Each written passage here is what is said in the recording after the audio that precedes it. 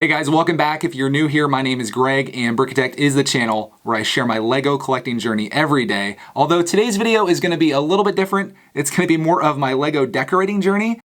If you guys weren't in the chat last night during the live stream, I was asking for suggestions on what I should do for a video today because I was looking to do something that was a little bit quicker, a little bit less editing, because I plan to put a good amount of time into finishing BB-8 today. Just have to do the final bag and put his head on. So I wanted something that I could do that was a little bit quicker, and I got a suggestion that I should put up my brick tape. This is a gift that I got from Lego Lady 21. This is Zuru Mega Toy Block Tape. I'm sure most of you guys are familiar with this. I actually have really big plans for this. You guys know that we've gotten a ton of Minifingers in the mail, and what I wanted to do was put this stuff up behind me here, kind of like beside the poster, and I was working on it a little bit last night and this morning, and this is kind of what I came up with. I was just kind of experimenting here with the placement and how I wanted to do this, and I did a little bit of a sampling here. I got Ray and Lloyd up there, and that's kind of how I want this to look. I've got a total of, I think, 6.5 feet of this. If I did my math right in this, I think I can cut this into 4 sections that are 18 inches apiece and kind of have 2 different strips that go off of each side of this, and we should be able to put a ton of Minifingers up there. But before we start chopping this stuff up and putting it on the wall, I guess I'll explain it a little bit better.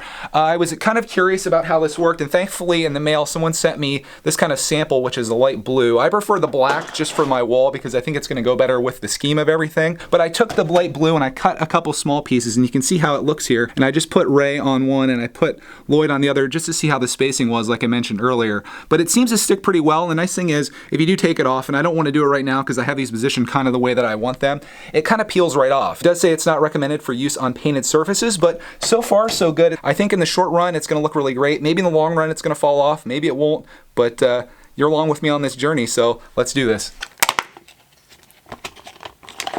There's our tape. Kind of looks like tank treads. Like I mentioned, I'm going to cut this into 18-inch strips, and I think it's going to work really perfectly back here because if you look at where like the light is here and here, this should go to like right there. It's going to look fantastic. At least I hope so. There we got our 18 inches there. I will say this doesn't have to be super exact, just for the fact that I can trim this all up as we go once I have my 4 pieces cut. But in general, I want to get them right around 18 inches long.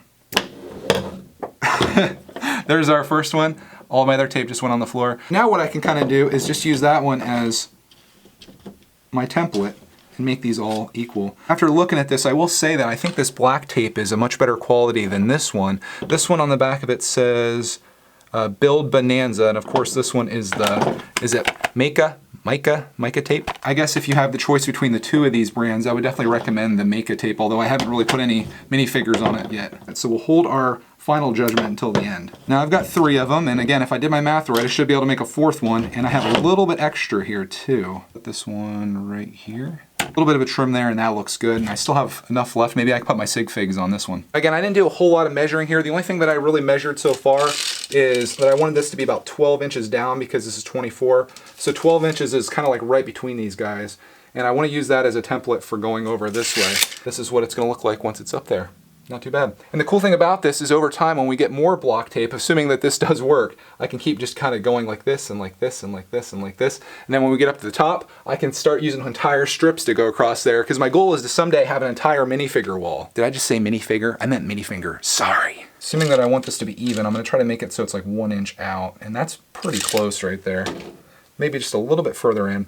We'll see how the adhesive is on this one versus the other tape.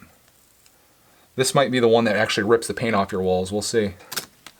I don't think that was supposed to happen. The other tape that I was using this morning, there was this backing that you have to peel off of this.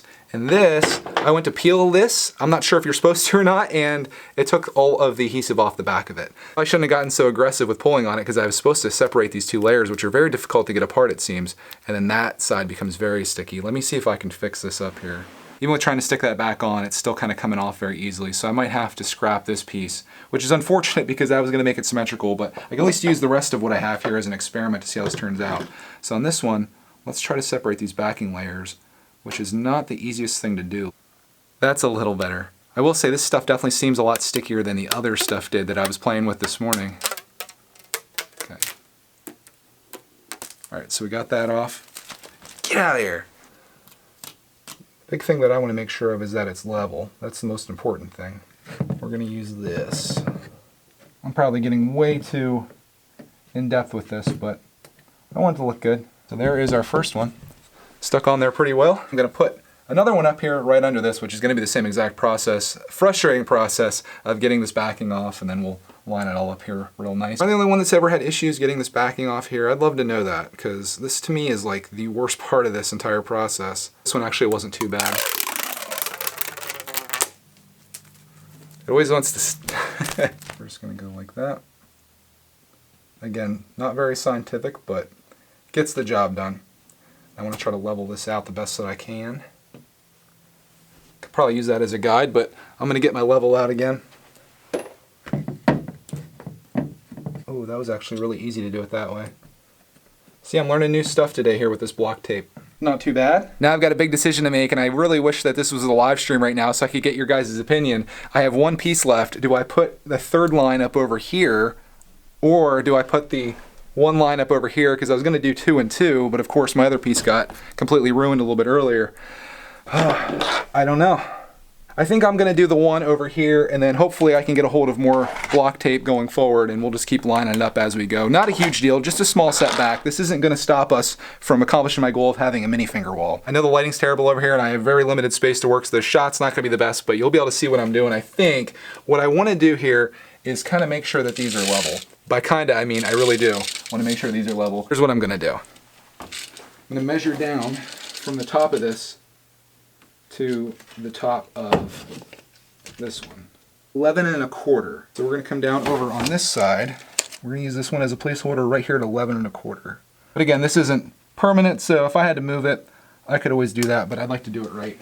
Maybe those first couple pieces are just a fluke, because now I'm not having any issues with this backing. Maybe it just takes some practice. Guarantee it's going to get stuck to my hand though. Just notice we do have a little bit of a bubble there, but that shouldn't be a big deal. Just kind of put this like right there. And then the easiest way that I found to do this was, if you're this particular about it, I know the shot isn't working right now. Let me see if I can move it without ruining everything. Maybe this video will actually help somebody. Like if you're thinking about getting this tape, and it's either make your decision for or against it, and maybe give you some ideas on what to do with it or what not to do with it in my case. Perfect. Nice. Okay. There we go. Sadly, only one stripe on this side, and now I can take my little spacer out over here. I'll give you guys a shot of what it looks like if I can get out of here. It's not too bad, although the lack of symmetry is definitely killing me right now. Now that all the work's done, I get to do the fun part, which is put our Minifingers up there. This would be a good job for Clarkman to do with me, but right now he's taking a nap, so I'm probably going to reveal this to him later. I'll make sure I get his reaction, but you're probably not going to see it in this video. I was getting all the figures ready here, and I realized that I can't put the little ones up there because they don't have the things on the back to hook them, so all of our little figs can't really go on. That is kind of a bummer. I want to put Clarkman's Sig figs up there, and now I can't do that. And I can't put this cute little elf up there either. Dang it, I keep finding more and more stuff that I can't put up there. Here's everything that's going on the wall, and I figure I'll just start over here and maybe we can line these two sides up. Here comes the real test. Let's see how these stick on here. Oh wow, that went on there very easily. Let's move his cape a little bit, but there you go. Superman's up there. Very cool. And again, this Maka tape definitely works a lot better than what this stuff did in terms of sticking the minifingers on there. Just finished up the Minifinger wall, and I wanted to give you a quick tour of it here. This is, of course, the left side, and we'll kind of take you down through everybody that's on here. Again, these were all given to us by you guys, so somebody out there recognizes these minifigures because they were theirs. One thing I didn't realize is just how many aliens that we have. Quite a few. Kind of lined them all up down there by Buzz. Then up here is more of like the city guys, and we got villains and just all kinds of things. And we do have a lot of extra space over here, which is good for future mail times. And then this side, since it's Clarkman's side, I put some of his favorite stuff over here. We've got the Jenny Minifinger, which also looks like Clark and could be a sig fig. We've got all the Star Wars guys, and we've got the Ninjago guys, including Garmadon, who he's having a lot of fun with. And again, we still have space over here, even without the extra one that I messed up on. This is an exciting moment because this is officially the beginnings of our Minifinger wall, which I hope to someday take over this entire space behind us. If anybody has any tips on how to make these little minifingers work on there, I'd appreciate that. And if anyone finds an epic clearance deal on this block tape in black, let me know about it as well, because I need a ton of these. And on that, I think that's about it. Again, I'm gonna get Clark's reaction on video, so you'll see that here probably in the next video we do. This afternoon, if you have time, come by and check out, because we're gonna be finishing BB-8, hopefully, assuming nothing goes wrong with that. And again, I just want to thank everyone that's ever sent a Minifinger to us, because it's now on the wall, with the exception of maybe a few that I have to find in the couch. But that's pretty much what happens when you let a 3-year-old have Minifingers. So thank you for watching this video, and as always, we'll see you in the next one.